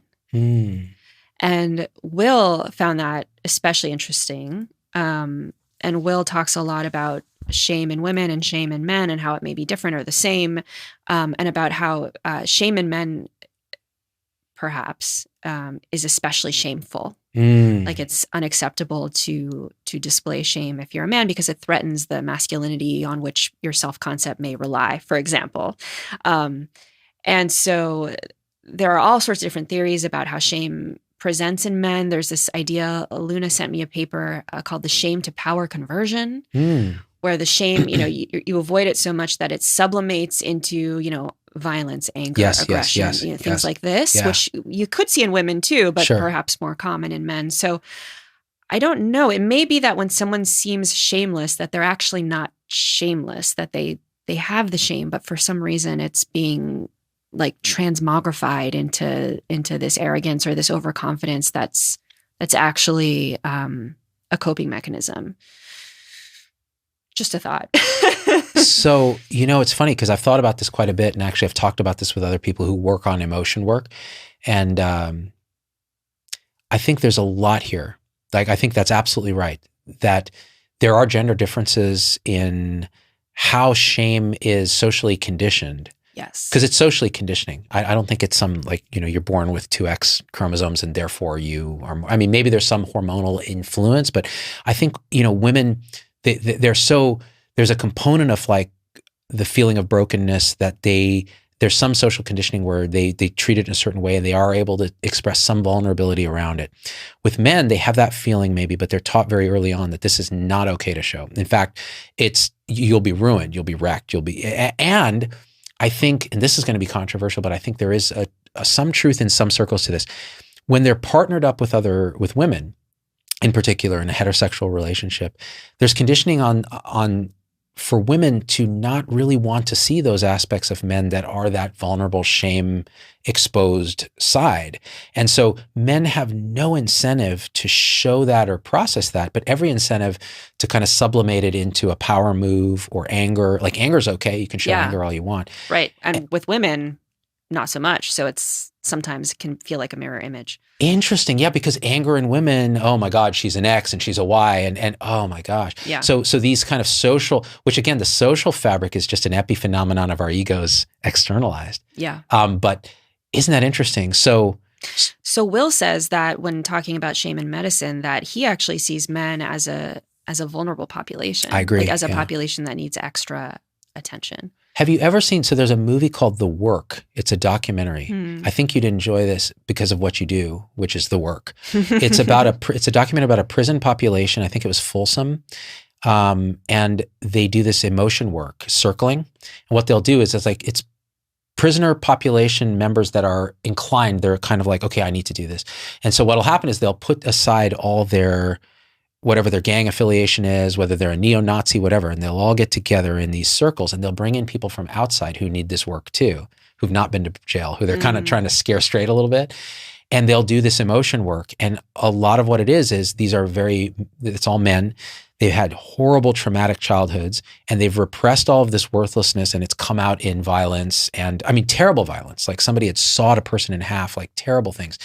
And here they are sitting and they're telling these stories and feeling it and they're crying and they're screaming and they're punching and they're doing all this stuff. You're seeing the shadow, what Eckhart Tolle calls the pain body. It's like manifesting physically in people that have every incentive in jail to avoid this, but they have a safe space now. And what they found is they did this work. It's so powerful. I'm not doing it justice. You got to watch it and you'll just be like, oh shit. They then get released, a lot of them. And their recidivism rate, like they're coming back, is like, it's negligible. Like they are transformed by this work. That's why they call it the work.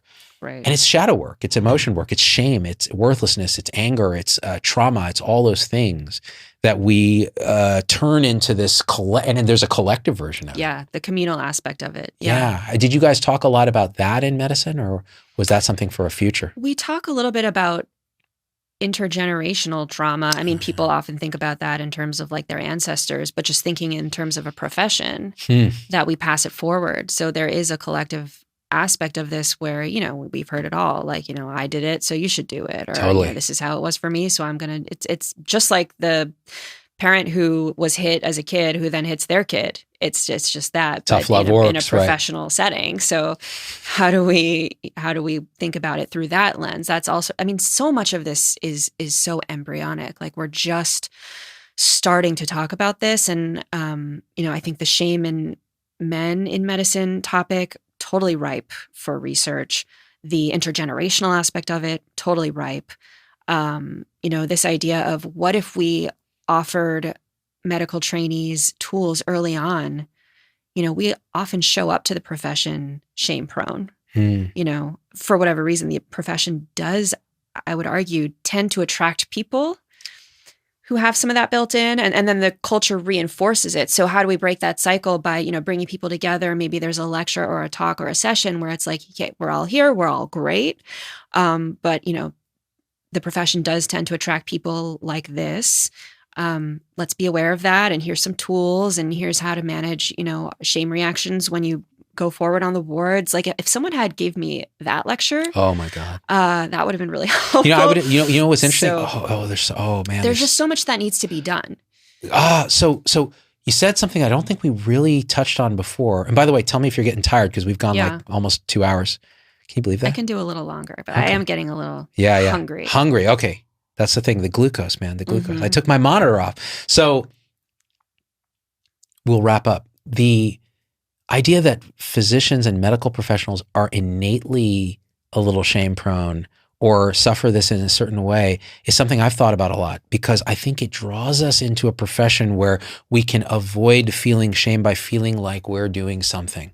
Like we can control something, we have some worth to society, we make money, there's all this validation that then makes the illusory separate self feel like it's okay, and it doesn't have to look at this source of unworthiness because it can distract.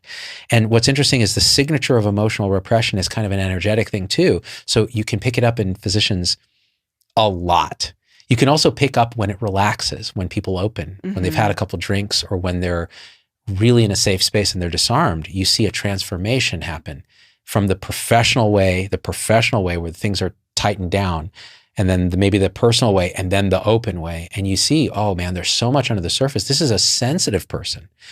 Right. This is a person who is almost more sensitive than average, who has learned that sensitivity can hurt them and has built all these walls, and then goes into a profession where the walls are not only acknowledged, they're encouraged. They're like, go, do that. Right. And it doesn't mean that those people, you know, went into it for the wrong reasons necessarily. A lot of these people actually have passion for science, like have tremendous desire to improve their communities, to take care of patients, you know, to be in relationship with patients. Yeah. So I also just want to be clear that like, it's not either or. It's not that medicine is comprised of these like just primarily narcissistic, wounded people who actually don't care about patients. Right, that's just surgeons. Yeah. Right. It's just the surgeons. But you know, there is, I think, a little bit of both there. And sometimes I wonder, like, if you stripped away some of the more unhealthy motivations or unconscious motivations, and you just stuck with the altruism, like, how would the composition of medical schools change? What a great question. Would it continue to draw these sort of elite, I mean, really like elite, almost like Olympic athletes of academics, test takers, things of that nature? How would the composition change? And that's something that I think is really interesting to think about. If it just drew people maybe who didn't have so much of that baggage, or if we could address the baggage, like who would be doctors? What a fascinating, I've thought about this quite a bit, because I think people who are in that spectrum of either altruistic or very sensitive, Yeah. emotionally in some way. They're very empathic. They're highly heart-based, connected. They often struggle in the aspects of medical school where they're surrounded by the academic athletes. Some of them are the academic athletes too, Right. but some of them are less so that and more so Right. that. And it's even shamed, like, oh, you going into primary care, you didn't do a specialty? Are you not smart? Oh, yeah. What's wrong? Are you crazy? Like, what's wrong with you? It's like, no, they're heart-based. They love this holistic right brain kind of medicine that balances left and right. And that's nothing wrong to say about the neurosurgeon or the spine surgeon or whatever. That's their personality. And that aptitude is absolutely necessary. So how do you do the screening so that you have enough of a breadth of people that can do all these things and then put them all together to play together? Yeah. Yeah. That's where it gets really interesting. Yeah, for sure. Man, I think we might have done a thing. Yeah. Okay. We covered a lot of ground. You got to pitch all your things now. So okay. The podcast. So the podcast, Nocturnists.com, check us out. The Shame Project grew so big that we actually have a whole separate website for that, but you can link to it through the main site. Perfect. So check that out. And we'll put these links in too. And then live experiences. So we have a show coming up on Sunday, April 22nd in Minneapolis, Minnesota. Nice. We're doing a collaboration with University of Minnesota there. Some awesome people at the Center for the Art of Medicine. The theme for that show is rebirth. Ooh. So kind of that caterpillar, butterfly I love idea. And that's going to be great. And then hoping to do a show in New York City later this fall. And then we have another special podcast series coming up, which we didn't touch on at all, which is called Post-Roe America. So really looking at the Dobbs decision, Roe being overturned, and how that is impacting healthcare workers. Got it. So that's going to come out hopefully later this year as well, where we got a great audio producer to help us with that. We have other irons in the fire, but those are the main ones. And you guys are funded, you're a nonprofit. Yes. So we are fiscally sponsored by the Social Good Fund. So Social Good Fund is a nonprofit who exists to help smaller, scrappier organizations work. So we are one of those smaller, scrappier organizations. We have nonprofit status through them. So if somebody wanted to write us a check, yes, or make a donation, or give us a grant, that would all flow through Social Good, and then it would come to us. And so all of that's tax deductible. Perfect. So can you'll give me a link that I can include that people who want to support your work that'd be great. Can help contribute to support you, and it's nonprofit and doing social good, which I think it absolutely is. I mean, this is the work. This is the work that needs to be done. So anything that my audience can do to support, I would really appreciate it personally. Yeah, listen to the show, come to a live show, and support donations, grants. If you know of individuals or organizations who might be interested in problems of clinician burnout, clinician well-being, reform, spiritual development among the healthcare workforce, all of this, we would love to be in touch. And then we've got to do a joint project at some point, you and I. That would be super fun. That will be awesome. I'll have so much shame around my unworthiness around you.